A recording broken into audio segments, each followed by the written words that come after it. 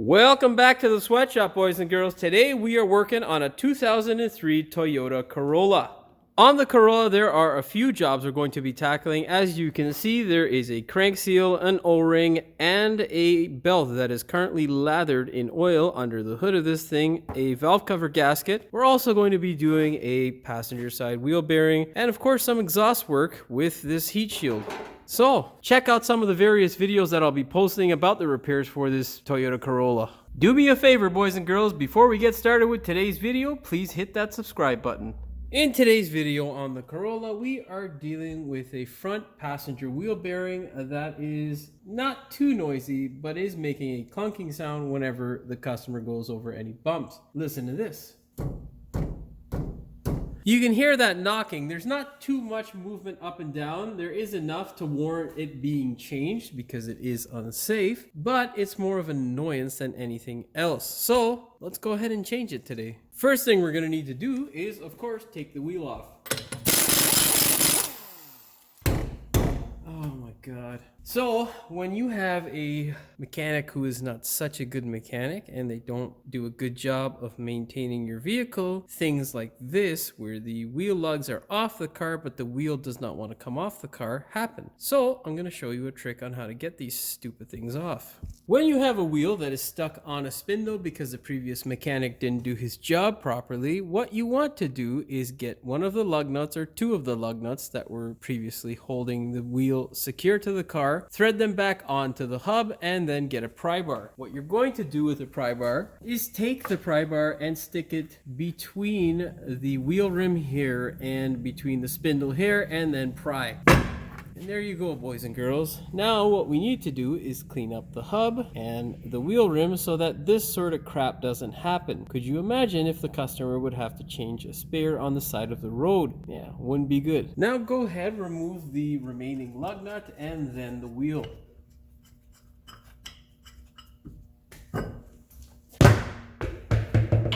With the wheel removed, go ahead and take a 30mm 12-point socket and hammer off the CV axle nut.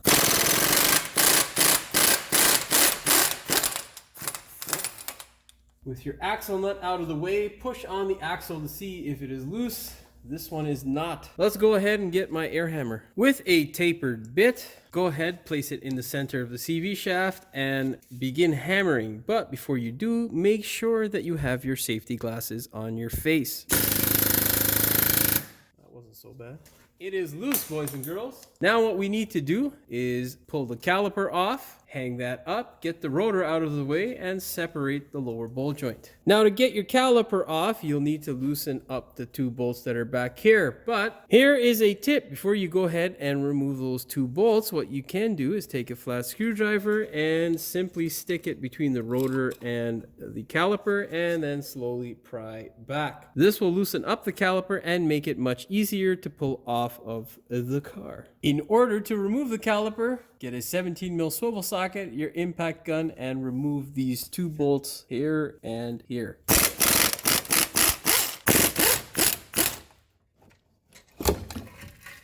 What you're going to do now is get your favorite bungee cord, take the one end, hook it through the center of the caliper, right there. Make sure you get it nice and secure, and then loop your bungee cord through your shock. Pull the caliper up as far as possible and out of the way, and then hook it to anywhere on the body. I've hooked mine to my tie rod. Next step, remove the rotor. If you are reusing it, be gentle with it. Do not dash it on the floor. You can damage it. Now the time has come for us to separate our lower bowl joint here from the lower control arm. Because Toyota has done such a wonderful job of designing this Corolla, they've made it quite easy. You don't have to take off a control arm or some ridiculous crap like that, like other manufacturers will have you do. You can watch my Ford video to understand exactly what I'm talking about. Anyhow, what we'll need to remove this is a 17mm impact socket and your impact gun. So nice to work on good cars. With your bolts removed, it is quite an easy task just to pull down on the lower control arm and separate the bowl joint by pushing it forward like so. Once your studs have cleared your lower control arm, you're good to go. You can now work your CV shaft out of the spindle, all the while pushing your spindle outward.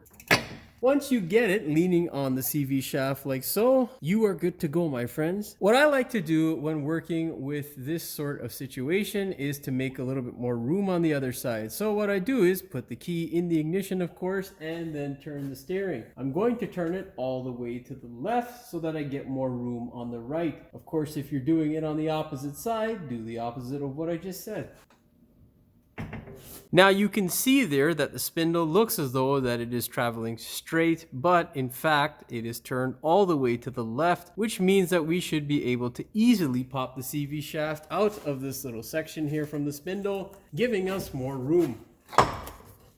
Like so, boys and girls. Well, boys and girls, the next step here would be to get the brake shield off. Of course, I live in Canada, where the rust belt is alive and well. You can see here that these Torx bolts would be a real pain in the ass to get off. There are 3 of them that hold the brake shield to the spindle. So, if you live in Florida, go ahead and remove your brake shield. And if you don't, leave your brake shield on. There are a few ways now to remove the hub. You can do it with a slide hammer, which is a pain in the ass and something that I don't want to do. So, of course, if you've seen any of my bearing videos in the past, I use my OTC hub grappler, which is great. Love that thing. Still open for sponsorship, by the way, OTC. So this is the contraption that we use here. Essentially, it is something that allows you to do this sort of job on the vehicle without having to take all sorts of crap apart, which is really nice.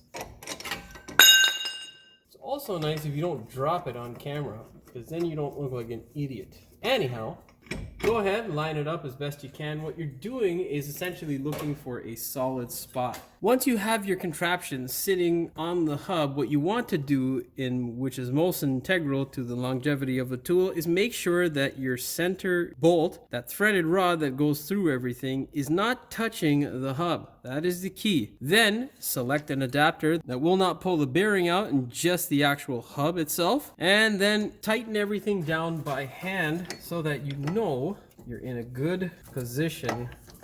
Now, I will say that this tool can be quite cumbersome. Sometimes it's a real pain in the ass to sort of get around things, but there is no other tool like it on the market. I really love this tool. It makes my life so much easier, even though I had to really struggle a lot when I went across the border to get it. Well worth it, man, I'll tell you. Just tighten it up until you get it like this. Then go ahead, get a adjustable wrench, get a 1-inch for this side, and then you can fire it off. This tool is impact gun friendly. With everything set up, go ahead, place your adjustable wrench in place, and then go ahead and hit it with the gun.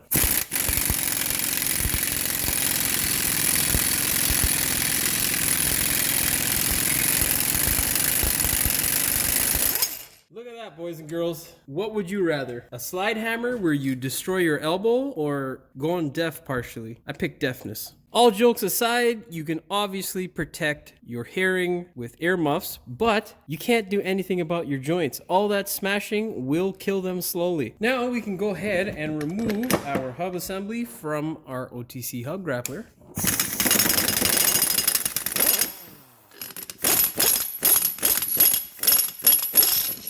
Again, make sure that the threaded portion does not drag on the hub because it will damage it. With that removed, we are now tasked with removing the race. The race is, on some bearings, a real pain in the ass, but luckily there is a ridge there where we can actually hook on and pull it off with our tie rod and remover. I'll show you that right now. Now, if you have an OTC hub grappler, you can make a setup like this, because of course your kit will come with this flat piece of metal here, this flat disc, and then it will of course come with this tie rod and puller. They call it a tie rod and puller because that of course was its initial use, but it's used for many different things such as this. Get a 16mm socket and then hammer this guy just a bit. Now, what you want to do is blip the throttle like that until you get it to separate. Then you're going to loosen it off and get this all the way on. Squeeze it in, and now fire it off.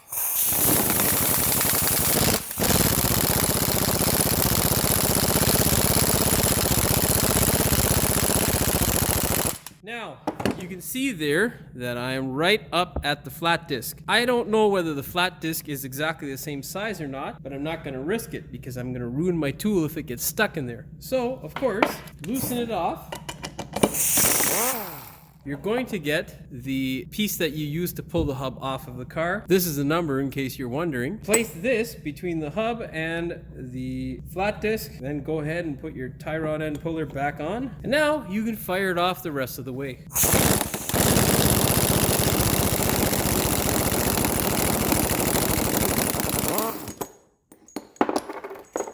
Well, boys and girls, we got our answer. We would not have damaged our flat disc because it fell right through, but it is still close enough to the point where it may have damaged it. So, better safe than sorry. Oh, look at that. The original Toyota bearing is a Koyo bearing, like the one that I have. Yay, that's a thumbs up for me. Now, with your race off, inspect the thing to make sure that you haven't damaged it in any way. If you have damaged it, try to repair it. If you did it in much the same manner that I did it, you shouldn't have any damage. Look at that, boys and girls. It is in perfect condition. Do not discard of this race. You will need it to push the bearing out. At this side here on the spindle, you can see that we have our seal that is in the way.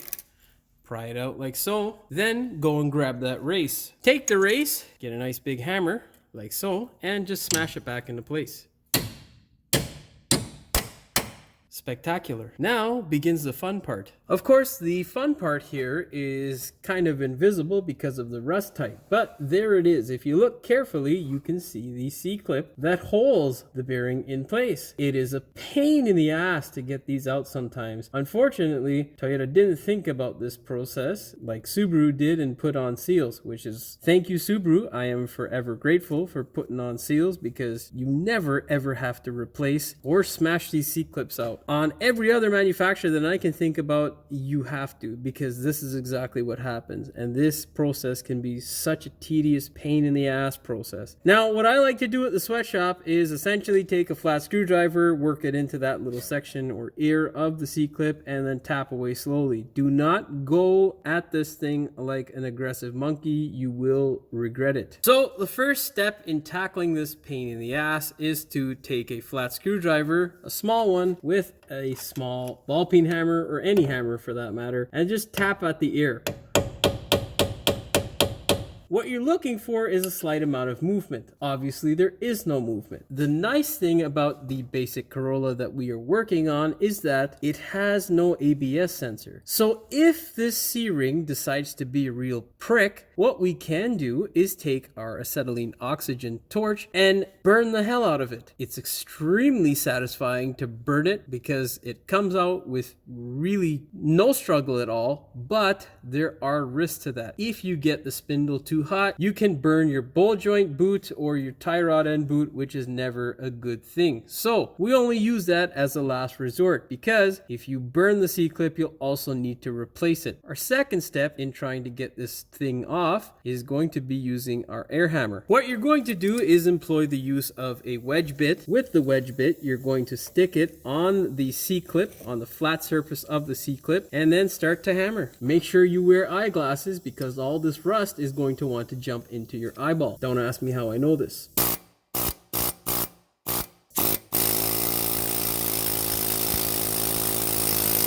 Now, this may be a useless shot because I have to get my hands in there, but essentially that is exactly what you want to do. You want to break up the rust particles that are holding this guy shut in there. Continue this process, the 360 degrees around the C-clip, and then we'll employ the use of our small hammer and flat screwdriver to see if the ears move. I'm going to take the camera out of there so that I can actually get in there and do the work. So we have smashed this thing 360 degrees around, and it may be hard to see, but off camera I did have some success. I was able to get this side here to move.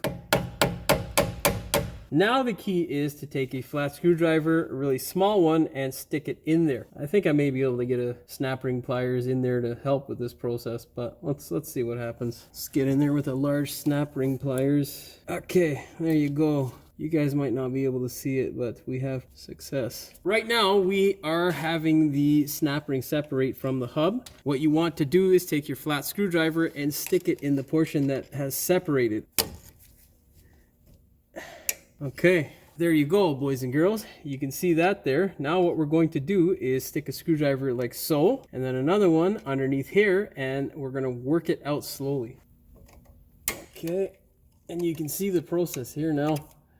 Just slowly wiggle it out. Be very careful, because if this thing does decide on flying out of there, they always somehow like to hit you in the face.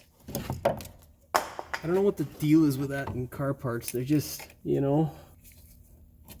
Okay, easy does it. Okay, this side here toward me is still seized in there pretty good. And we're gonna get it to pop out now.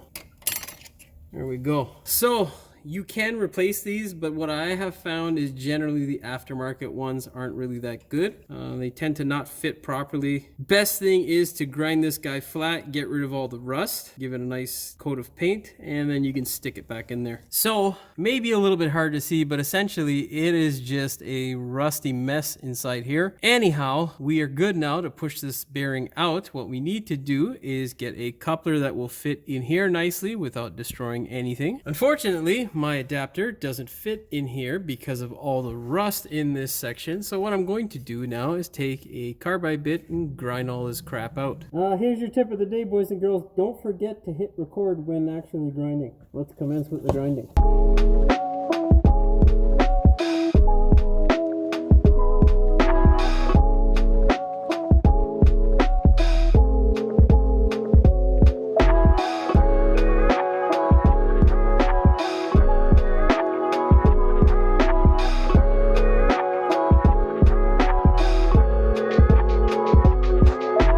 Now, boys and girls, keep in mind, we are not removing material. We are just taking away the layer of rust. You can still see some of the rust there. But when you remove some of the rust, this happens. You can fit the adapter in there properly, which is a magical feeling. With the adapter, we're going to put this guy on the back like so. Then we're going to use this guy here on the other side of the race.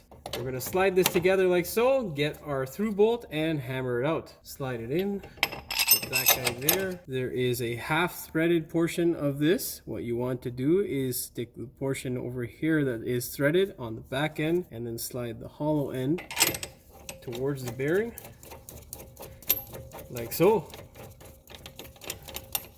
You can thread this in by hand, but I'm going to get my impact gun. Get your wrench and your 1 inch. The wrench is a 1 1/4 inch, and then just tighten it all up, man. Once it is snug, make sure that everything looks in line and it's not binding up on anything by twisting it, and then hammer with the impact gun.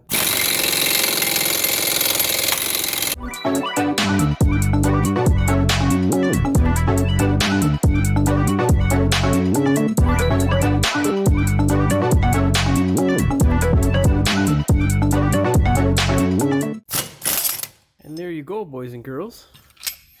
The easiest way to do a bearing. It's like a magic trick. Now, of course, go ahead and remove your bearing assembly from this contraption, and then we can prep the spindle to receive our new bearing. Essentially, what we need to prep the surface is to get rid of all of this rust here on the flat side of the spindle, get the rust on this side of the spindle as well, in this little channel here where the C-clip sat, and then, of course, where we ground it out in the back here, we're going to want to get rid of all that rust. Remember, boys and girls, ears, eyes, and nose protection is extremely important. Don't neglect it.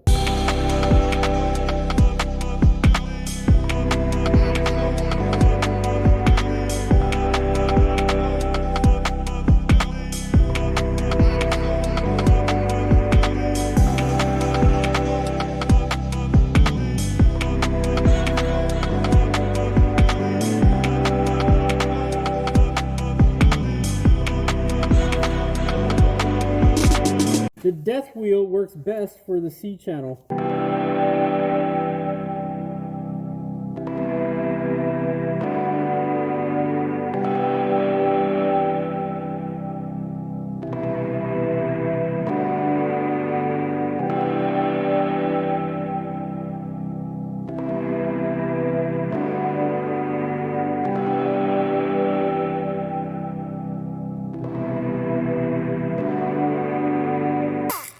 With this particular tool, do not remove any surface material from this portion of the spindle, otherwise your bearing won't be happy and neither will you.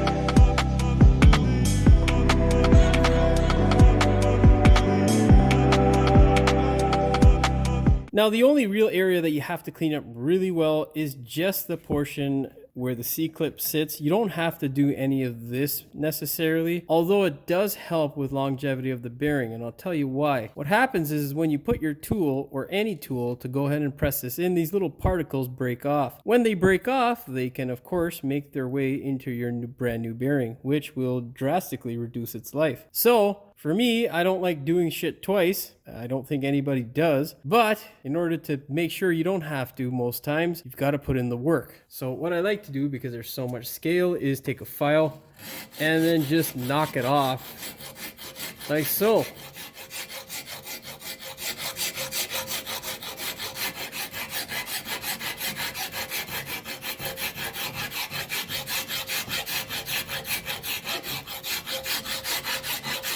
Gives you a nice excuse to actually use the file once in a while. Now you can get your pneumatic grinding tools and grind the hell out of all this crap here.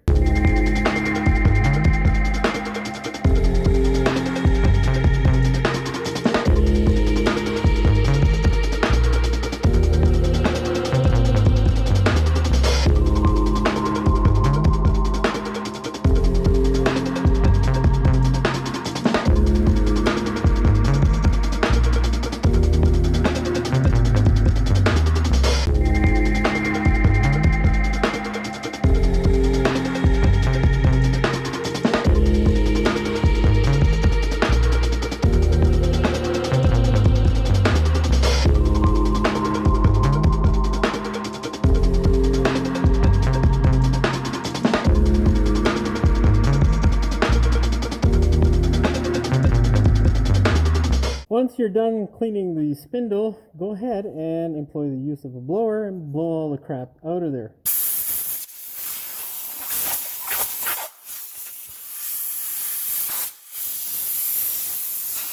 Okay, boys and girls, you're not done yet. Remember this stupid thing? Yeah, we gotta grind that stupid thing the same way that we did all the rest of the crap. When you're done grinding it up, it should look something like this. Not bad, huh?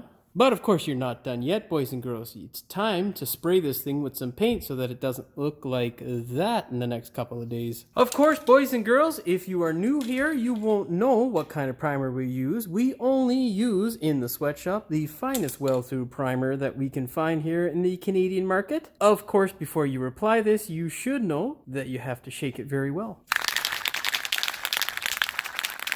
Alright. Once done shaking, go ahead and apply your coat of paint to this thing.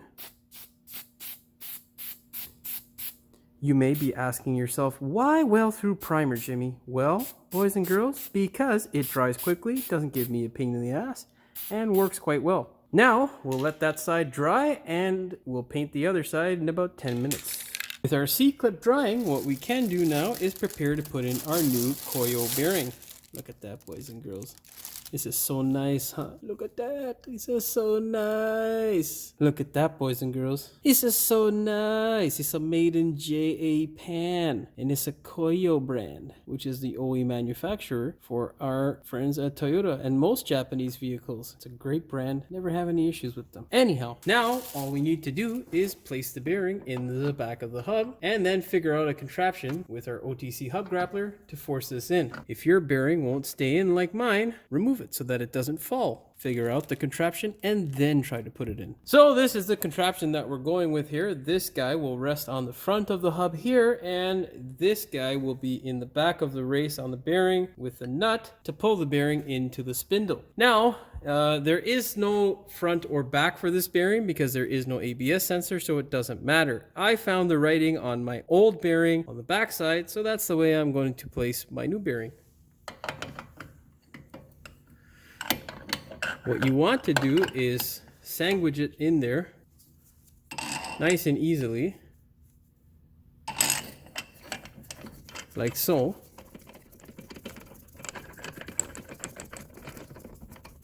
Try to thread it up by hand, center it as best you can, then go ahead, grab your wrench and your impact gun and hammer this guy home. We have a problem, boys and girls. As you can see there, it went a little cockeyed. So we're gonna loosen it up. We're gonna take this guy and put it down here just a bit. That way, it doesn't screw everything up. Gotta make sure this guy sits in there nice and square before we fire it.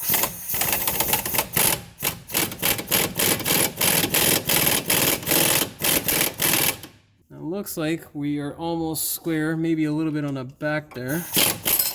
Give her a little bit in the back.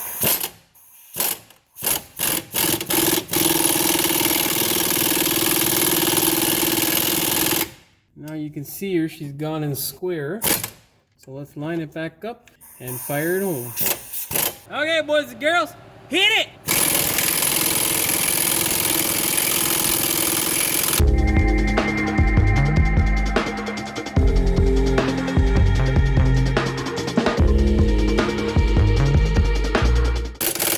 Now with your bearing firmly in place, you can hear when you have bottomed out with the bearing because the sound of the gun will change. Once you hear that sort of difference in sound, go ahead and release the tooling.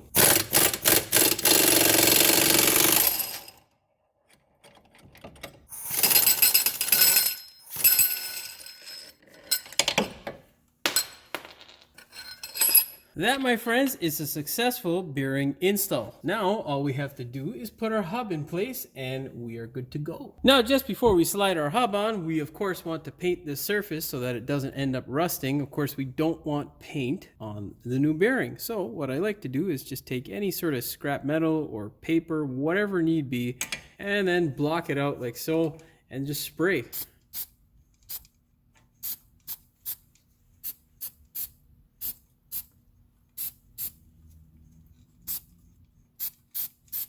If you do get some on the bearing, not the end of the world, go ahead and scrape it off by hand because there is a coat of oil on the bearing, boys and girls. Now, repeat the process on the back side and you're good to go. Oh, we missed a little bit there.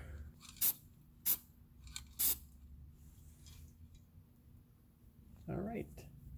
Yeah, look at that, boys and girls. How's that look? I'll tell you how it looks. Looks fucking right on, man. Right, amazing. Look at that, boys and girls. How's it look? Looks amazing. That's how it looks. Just scrape any excess paint that there may be out of the bearing. That way you don't have any issues that tissues won't solve. After repeating the process on the other side, you should have a result that looks like this. Now get your handy dandy snap ring and snap ring plier combination and install the snap ring. Be very careful though. These guys like to jump off the snap ring pliers and smack you in the face. Then double check to make sure that it is in place by taking a flat screwdriver and hammer and tapping it. With our snap ring in place, it is now time to press on our hub. What we're going to do is have this little guy here, the one that we originally used in the first section to pull the hub off. Slide that into the hub like so. Place the hub like this. Then take this guy with the flat side against the bearing race. Place it onto the bearing. Then take this guy with the hollow side and thread it on to the rod. And yeah, you could do this by hand, but power tools are much more fun. Get your power tools and run it up, of course. Make sure that it is semi-square by rotating it. You can see there that it is. Then place the wrench back and fire it home.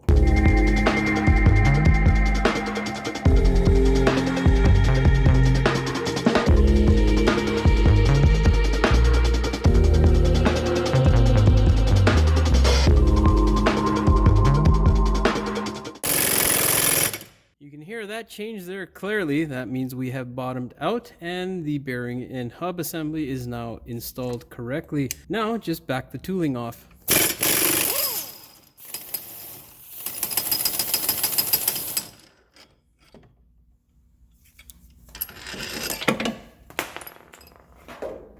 Don't forget about that other die like I just did. Go ahead and make sure you did the job properly by spinning it. Quiet, boys and girls. That is the way it's supposed to be. Now, hold the hub in this sort of manner, and try to jar it, moving it, making some motion. If there is no motion, you are good to go and you have fixed the issue. If there is some motion, you screwed something up and you will need to take it all apart again and probably buy a new bearing. Rewatch the video. Okay, boys and girls, let's go ahead and commence with the rest of the steps of putting all this shit back together. We can now go ahead and slip the CV back into place. What you want to do now is turn the wheel all the way to the left side. Once you turn it all the way to the left side, what you're going to do is pull the hub out like so and slip your CV in.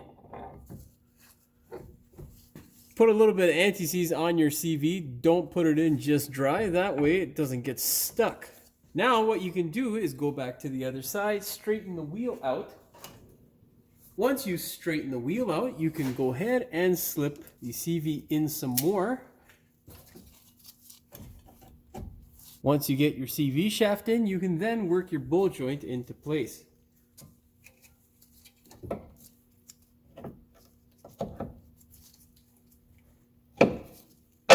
With your bowl joint in place, you can get the bolts and screw them on. Go ahead and thread your nuts on first.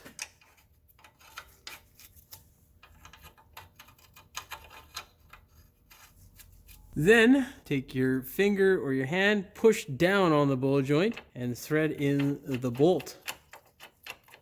Then fire them home with your impact gun. Then get your torque wrench and torque all of these fasteners to 66 foot-pounds. With our bowl joint intact, we can now get prepared to put our braking components back into place. What you want to do before you put your rotor on is employ the use of some white lithium grease. Of course, before you put it on the car, shake the can well. All right. Go ahead, shove your rotor back on. With your rotor back on, you can now go ahead and put your caliper back in place. Unbungee cord your caliper. Set the caliper in place, ensuring that your brake hose is in its natural state and not compromised or twisted up. Then go ahead and take your 17 mil bolts, put some anti-seize on them, and shove them back in the hole. Always thread them in by hand, because if you do it with the gun, you could cross-thread them. And if you do that, you won't have tears of joy. Now get a 17 mil swivel socket and run them up. Now get your torque wrench and torque the two caliper bolts to 79 foot-pounds. Maybe I should get an extension for this top one. Yep. Okay. 80 foot-pounds is also okay, boys and girls. Now you have the wonderful task of torquing this CV axle nut. Of course, if you have a friend, you can simply get them to depress the brake pedal, applying the brakes, and making your life a lot easier. Of course, as many of you may know, I don't have any friends in the shop, so I'll show you a trick that I do on vented rotors. What I do is I take a punch and I stick it in the vent of the rotor. That way, it will impact the caliper bracket. When it impacts the caliper bracket, it won't be able to move, giving me the opportunity to torque this thing to 159 foot-pounds. Of course, we're not going to use the ratchet to run it down. That's what power tools are for. Now, get your torque wrench and twist it home to 159 foot-pounds. Then what you want to do is twist the nut into a position where you can smash it with a punch, staking it, ensuring that it won't come off. Now, boys and girls, of course, I shouldn't have to say this, but don't hit your hands with the hammer. Bad idea. Now, your last step here is to put the tire on, of course, but before you do that, you should know by now, employ the use of some white lithium grease. That way, it won't stick on the car when we get to take the stupid thing off the next time. Always thread the bolts on by hand when you put the tire on, and then go ahead and run it up with a gun. Torque spec for these bolts is 79 foot-pounds. Oh, don't forget to turn the torque down on your torque stick, Jimmy. That's that, boys and girls. We are good to go. Well, boys and girls, that's all she wrote for the Toyota Corolla bearing. All you need to do now is pump the brakes before you take this thing for a test drive. And then, of course, take it for a test drive. Make sure you fix the issue. If you haven't, please let me know and maybe I will show you how to do rear bearings. If you like the video, please like, share, and subscribe. Don't forget to hit the notification bell so you never miss one of my new videos. As always, thanks for watching, and we will see you in the next one. Do me a favor, boys and girls, today, when you have a situation with the wheel removed, take a 32 mil 12, oh no, that's a 30 mil, Jim. So let's go get. What you're gonna do now is not hit the camera. What I like to do to get a little bit more room when working with a front wheel drive car or any, I don't know what the fuck I'm saying. Now our next step would be to replace the brake shield, but of course I live in the north where the rust belt is alive and well. And you can see here, it's claimed or will claim another life. If I try to remove, I don't know what the fuck I'm saying, I'm tired now. Thank you, Subaru. I'm forever burn your bearing, or not your bearing. I can't see shit because the camera's in the way. Oh, fuck you. Don't set the camera or tripod up on your foot. Once we get a coupler and a setup that will push the bearing out, we can go. I don't know what the point is of this right now. I'm so tired. I haven't eaten anything. I'm really fucked up mentally right now because I haven't eaten anything. I feel like I'm high. So whatever, boys and girls. Let me just fucking stop rambling and prepare some shit, and then we'll pop this bearing out. Okay. Of course you don't focus now, you fuck. Oh god. Oh, that's not the hub, Jimmy. That is the spindle. Oh yes, it's a. Doesn't fuck everything up. Get your power tools and run it over. Oopsies. Now your last step here is to fire on the tire, but before you do that, go ahead and splurge. Well, that sounds weird. Oopsies. Oh, yes.